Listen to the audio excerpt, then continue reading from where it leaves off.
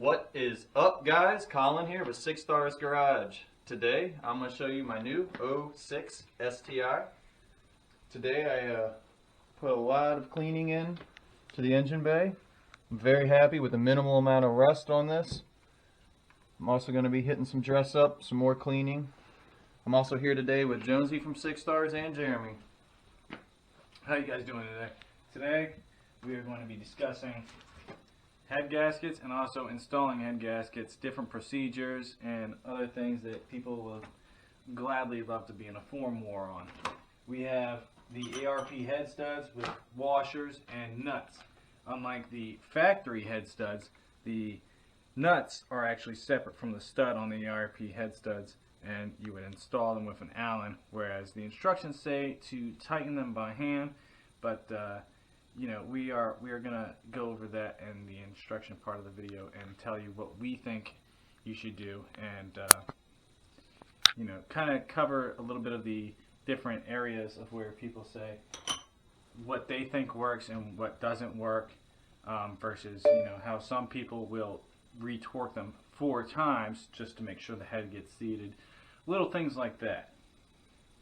Alright, we're going to walk you through installing these head gaskets and getting these heads bolted on and the sequence involved.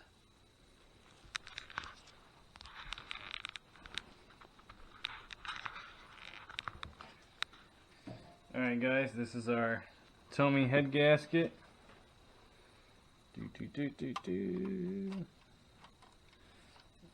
Make sure it's nice and in there on the dowels.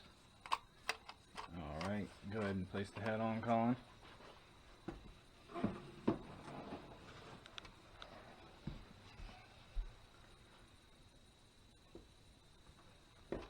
Right there.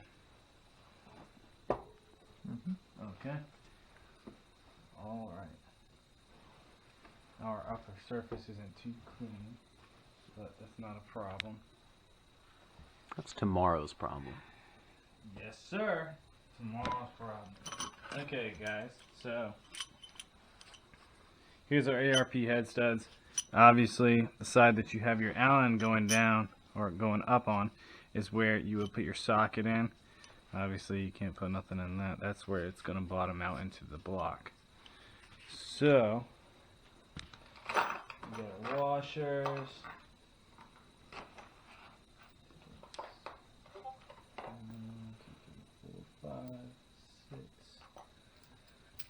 We get 6 washers, and we're going to get 6 nuts in just a second. So, first thing we're going to do is we're going to get a rag, and with this rag, kind of what I like to do is wrap it around my finger like this, and we're going to clean that mating surface area up. You're going to have oil in it, you know, unless you just got your head back from a machine shop. These are going to be a little oily, a little dirty. We're just going to clean them up with a rag the best we can. Okay? Keep it from catching anything as it goes in or taking anything down with it. As with this head gasket, torque is everything in this procedure. Okay. Alright, everything is clean. Getting ready. Alright guys, starting off. First step first is putting our studs in. Now, with a lot of the issues, you know, obviously the instructions say to, you know, put it in and just hand tight. At least that's how it's worded. I don't think that's gonna work. Hand tightening anything from the get-go just doesn't sound good when it comes to internal engine. So we're gonna skip all through that. So what we're gonna start off with is Colin's gonna come over here and he's gonna put some assembly lube on these threads, and we're gonna do that to all 6, and we are going to use a 1/4-inch ratchet right here with a 4mm Allen socket and put them in until they won't go anymore. And I don't mean brute force, I mean, you know, until they feel like they have bottomed out. Slightly snug. So, No major torque. What was it? The one recommendation was like a 12 to 3 turn max. I believe Like a a lot of s- people were saying, hey, turn them for till they feel like they bottom out, and then a quarter turn and stuff like that. But I'm a firm believer in Just hit that positive stop and stop. once it gets to a bottom stop, that's it. Since they do not want to specify on a torque specification for actual putting these studs in. So, gonna add just a little bit on the bottom and a little bit on threads. Okay, yep, that'll do. Just a little bit on the bottom. Yep. Okay. So I'm just gonna rub this in a little bit. Just even distribution. Get it actually packed into the threads. Right there, and then on the threads, just curve my finger a little bit like that. And get a little bit more on the opposite side right there. Yeah. Okay. I'm just gonna like that. Yeah. All right. We're gonna put that sucker right in there. I'm gonna start off by hand threading it in.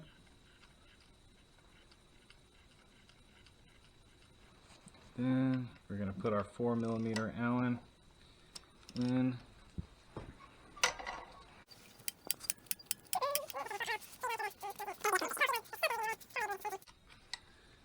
Feel any major drag at all, or is it pretty smooth going in? It's going in pretty smooth so far, so that's good. That's what we want, so to be smooth. You know, haven't even came close to bottoming out yet, so let's just see how far we go. May need an extension for a 1/4 inch drop. True, we're gonna end up. Good luck. That's Good. a small extension. Too tiny. Or actually, we may end up. May make it. Here, so let's see. And I think we're just about there. Alright guys, that's me saying, yeah, it's bottomed out. You know, just like Ratchet won't turn. put it on there and One finger. I could crank it more, Right. but I am not cranking Don't. as the ARP head studs hand tight. Obviously, I'm not going to be able to get my hands on there and make it hand tight. We're going to put the Oh! we're going to put There. some of the assembly lube on the bottom of the washer. And then, after we put some of the assembly lube on the bottom of the washer, we're going to put this sucker down on there about a good 2-3 threads. Just a little bit like that. Okay. Take it, spin it like a pizza. Spin it like a pizza. You ever seen any of those little rotating assemblies that they have in stores? Rotate it like a pizza. And bottom side down with the lube. I'm going to put the nut on the washer. Just about a good couple threads. And then I'm going to impact that with my 1/2 inch impact, right? Nah, we're gonna get to that in just a minute. How many Ugga exactly? 16. What does ARP call for? Newton nugget buggers. How many? That's the trick. It's the Newton Ugga They get it right. calls for 1,500 Ugga. So. Okay, guys. So we had a little discrepancy. Tried putting the head stud, I believe, number 2 in, and when we went to go do that, what happened was the head gasket was in the way. We could not get the head stud in the cylinder. So we took the head back off, and that one nut that we finger tightened, and come to notice the head gasket was actually covering some of the surface for the stud to go Ever so in. slightly. What, about 1/8 of an inch? Yeah, about 1/8 inch. So what we did was we went ahead and took the other head gasket, put it on there. So if you do buy these Tomei head gaskets, the studs, not the studs, the gasket actually does differ from head to head. There's a left side and there's a right side. So if your head stud's not going in, don't force it to go in, because you're hitting your head gasket, and if you hit that, then you force it in anyways. Your engine will fail. You're going to damage that brand new baller gasket you just bought. So here we are, back to hand tightening our head studs. Just use a different finger. What's wrong with his finger? What do you got against there his it finger? is. So yeah, now we're gonna run all 6 studs down and then So they bottom out. place the head on top of them just to be sure. It seems to be a slightly better, but I think we're gonna need that extension after all. No, they're gonna No, do that extension. not necessary. The ups and downs, I swear this is a roller coaster. EJ25. Okay, guys, we have the head on. We got the head gasket situated, and now we are going to torque down the nuts that actually go on the studs. We'll be using a snap-on 14mm 12-point socket. They're around about $58. If you're not rich like my blood, you probably can't afford it. But You said This about is what- $58. up to 300 foot-pound torque wrench. Make the noise. Starting off, we're going to go down to 30 foot-pounds. That is stage 1, guys. And then we're going to refer to our torque sequence. This is what the manufacturer recommends and what everyone wants to go with. So we're going to start out with the first top one closest to Colin in the middle, which is going to be number 1. I'll just put this here for reference. Okay, and this one's going to go to 30 foot-pounds. Colin's going to hold the head and make sure it doesn't try to grow legs and dance away from me. And let's see. I'll put my foot over here on this corner. Put them locks on if you want. 30 Maybe foot-pounds. at 90. At 90, we'll lock the wheels. Now we're going to go to number 2, which is the second head, the middle one towards the intake. Another 30. Number 3 is going to be our closest one to Colin, right here, towards the exhaust. And 30. Number 4, complete opposite side, right where your turbo would be.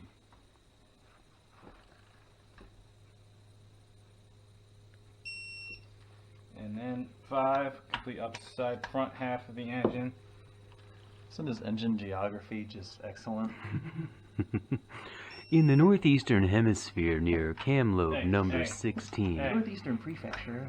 And then, of course, number 6 last, the very far back corner and bottom of the engine. And remember, when you break these loose, you do that order in reverse when you're taking a head off. Yes. Correct. And now we are going to go up to 60 foot-pounds.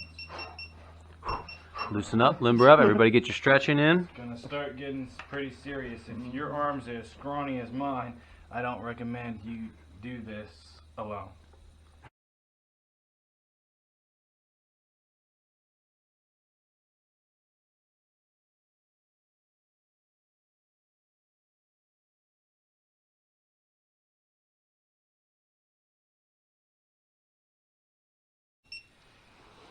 And then we're gonna go up to 90 foot-pounds. Alright. Recommend locking wheels on engine stand. Oh, we got locking wheels on this? We're gonna do 90 foot-pounds. This is the real muscle here.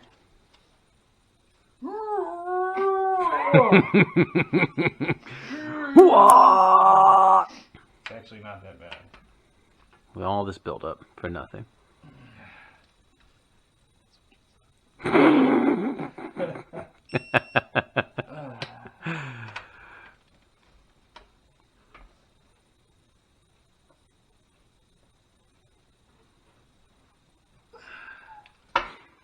Swing into my arms. Starting to get a little tough on this last 90. Wrong one. Ooh. Would have roasted you in the comments. Don't slip. Oh yeah, roast me. Roast me. And my expensive tools. Yes. I can smell your jealousy from here. There we go. 90.